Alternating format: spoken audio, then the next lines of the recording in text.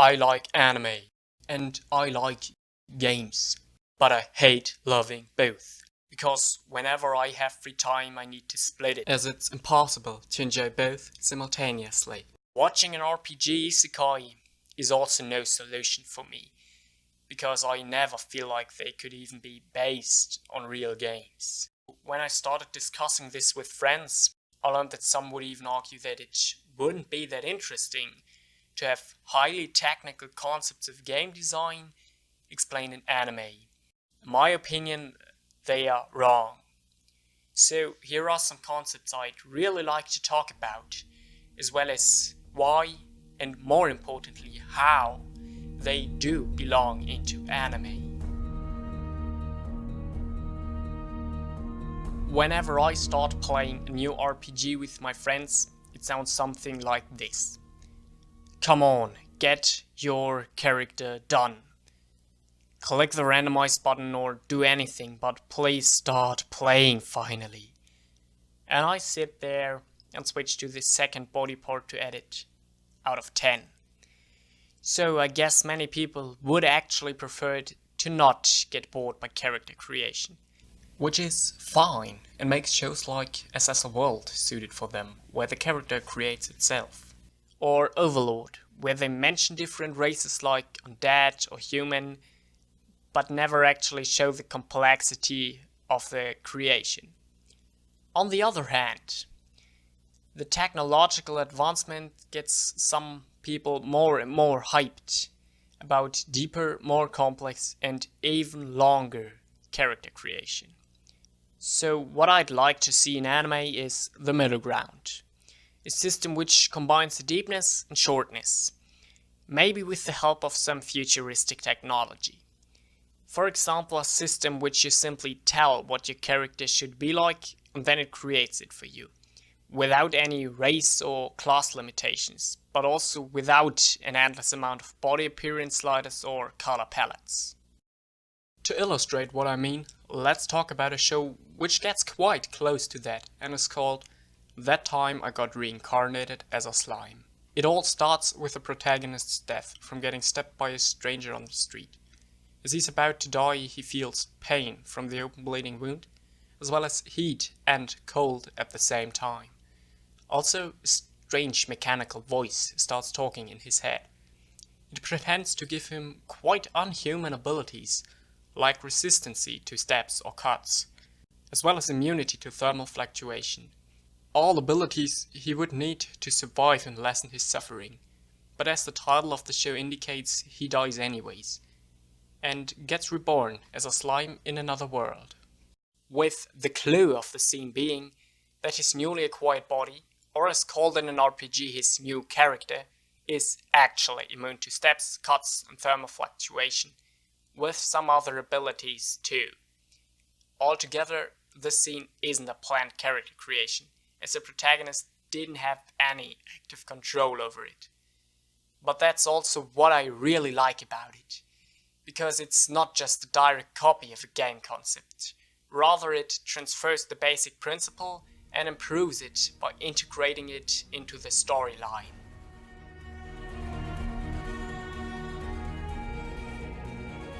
In the earlier scripts of this video, I thought about splitting this section into two parts, until I realized that both concepts are quite similarly handled in Isekai, mostly as side elements to the story. In games, both often rely on a standardized system, either the inventory with item tooltips, where you can check your items' names, the rarity, the usage limitation, and the stats it gives. Or the skill tree for skills, a name for each one, a level, skill point or training requirement, and the actual effect it has. Interestingly, the anime counterpart very often focuses on the visual aspect of skill trees, like the growing one in Rising of the Shield Hero, as well as the animations for the skills themselves. While I certainly do appreciate visual implementation in visual media, I'd still like to point out that it's not all what's needed for real depth. Like in Shield Hero, where we can see the different skill branches but don't know how exactly they are structured, or which skill requires which other one first. It's similar for items. as they usually get mentioned in a few episodes where they get acquired, but don't play a part in the bigger picture. Just like the code Kirito earns from a hard boss fight in Sword Art Online, which then never again gets important. Not to mention that he should get into problems with it, because he never replaces that low level armor with a higher level one. Don't misunderstand me. I wouldn't like to see actual stats in anime, as those are in games only needed for computation and balancing, which simply isn't necessary in a fictional story. But what I'd actually like is deepness in and progression through the system, like some non-isekai already managed to do. So here's a comparison between item design and Hunter x Hunter's card system during the Great Island arc, as well as between Skilltree progression and Naruto's Rasengan training. Okay, the first one mentioned is kind of an isekai, since the protagonists Gon and Killua are teleporting to an island to play a real-life game. The goal of the game being to gather 100 items, transferring them to cards, and putting them in the gathering book, which I already find interesting, as it mixes the gathering card game genre with RPGs, and therefore gives the first impression about how much worth the rarest cards are. Furthermore, the rarity system from RPGs gets transferred into the card's rarity ranking, from SS to H, and even further enhanced by a transformation limit, which restricts the amount of players possessing one kind of card. Just imagine how triggered real players would get once they can't acquire the item they just earned, because too many other players have it already. But exactly exploring those mixes between real game concepts and fictional ideas is what I feel is way more compelling than just implementing the ideas as fillers to the story. To top it all off, the anime seriously shows the usage of some cards more than once, and implements them into the finale of the arc, as well as for the further progression of the overarching story. Now, before talking about skill trees, I want to mention Shield Hero again. Even though the middle episodes of the first season don't go much into detail about the items, the later episodes of the first season give some hope that the upcoming seasons will dive deeper into how the legendary weapons really work. Now to Naruto, where the chakra system, which is the show's magic system, compares quite well to a real skill tree, just that the skills are called jutsus. It all starts in the Ninja Academy, where basic chakra control is learned. For the final exam to becoming a ninja, they have to perform a few basic jutsu, in Naruto's case the Shadow Clone Jutsu, which he ends up performing under special circumstances. Later on in the story, Naruto wants to learn a more advanced jutsu, called Rasengan, but has to learn more chakra spinning and chakra concentrating before the real jutsu. In the moment in which he can finally use it, the show made clear that having requirements like in games isn't that boring, but rather makes it feel more earned once something is achieved. The skill tree then goes further on with the Rasen Shuriken and more chakra skills like Zen Mode or Kyuubi chakra control, as well as something like class limited skills.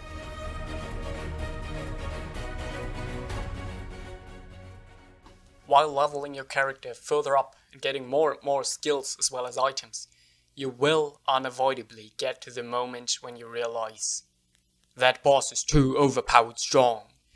So you start grouping up with other players, which can either end well, or you have some special teammates. When it comes to presentation in anime, then I like both options the same, since both include interaction between characters. And while the first one can be more amusing to watch as the heroes succeed at what they do, the latter one is oftentimes more interesting, as it leaves room for improvement in the teamwork.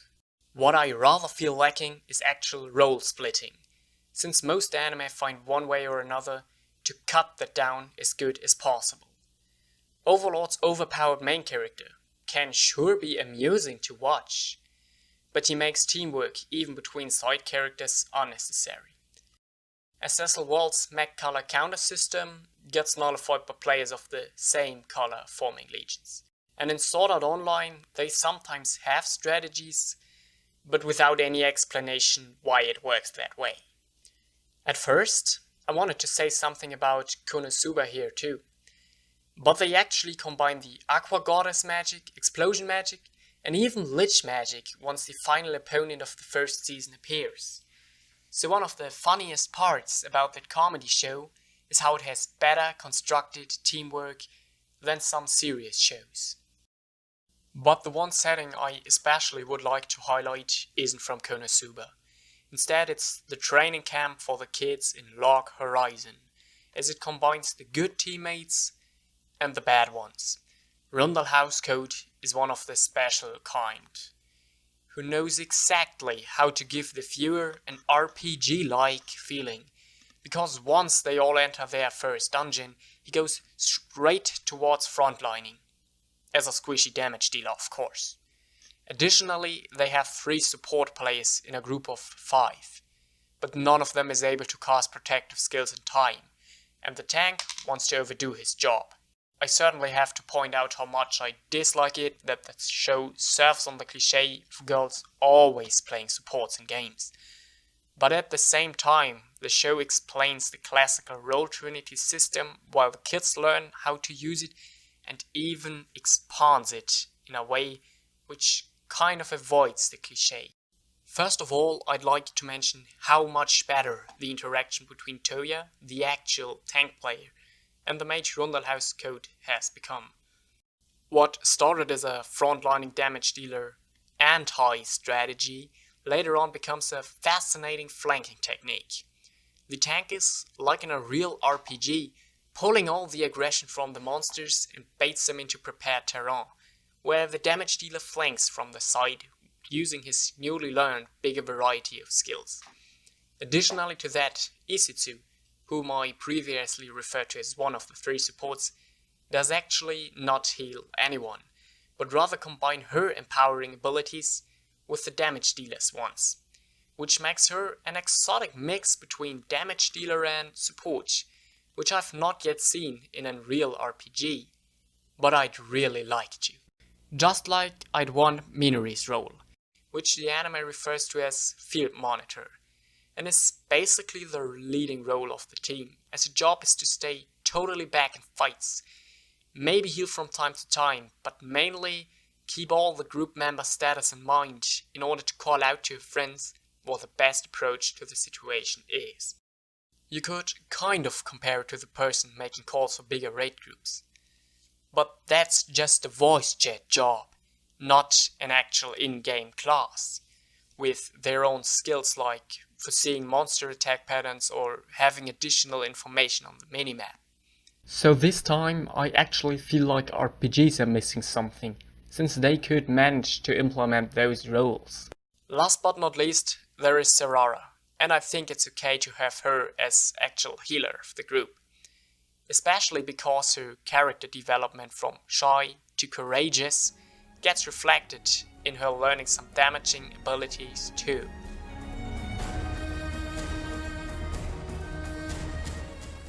A few minutes ago I mentioned my dislike of purely showing stats in anime. So why do I mention balancing now?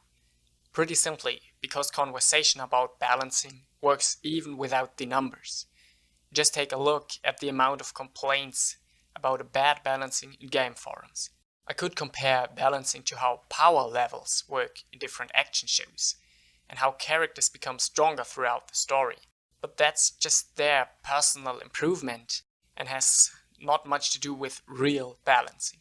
When talking about real balancing, I mean something like in Shield Hero, as they explain how badly balanced and underpowered the whole Shield class is. But then again, it doesn't go any deeper into which skills or equipment are actually good to use. I also mentioned Accel World's Legion system before, where each of the legions gets led by the strongest player of the respective color. On the one hand, I'd call that interesting, as those leaders also called kings, have really high player skill and therefore somehow resemble pro players. On the other hand, their only role within the community seems to be feared or respected by others, but not actually interact much with them. Some other anime differentiate player skill by implementing a quest system, which gives higher classified players the higher ranked quests. But most of the time, player rankings are just a little aspect at the beginning of the story, and the balancing of the game itself nearly never gets mentioned. In truth, the only reason I wanted to include this category is because Sword Art Online did something great at the start of the second season. It all starts with a talk show scene, where a moderator and two actually professional players are discussing the metagame. More specifically, they mention how overpowered it was to level the agility stat, and that combining that with a fast-firing weapon was the single-handedly best strategy in the whole game.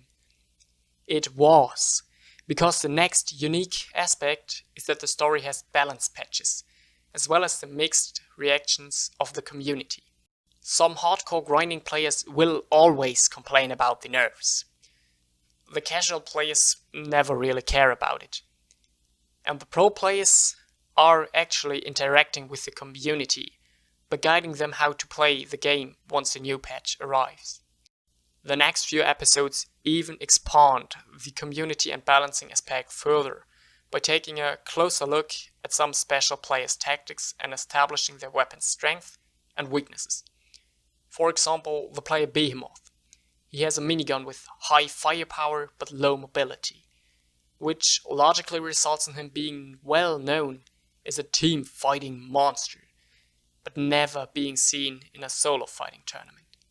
In contrast, the later fights show how some players are succeeding with a low firepower but high mobility flanking playstyle, as they are in solo tournaments. And then there is Kirito. I admit, I really like it when better players are trying to do something out of the meta, and it gets even better when it works out. But seriously, Kirito isn't breaking the meta, he's breaking game mechanics, as he's faster than any prediction line and needs no target system, because he takes sword fighting into a shooter game. But just imagine him not being there. And what we could get is a game anime with a serious metagame.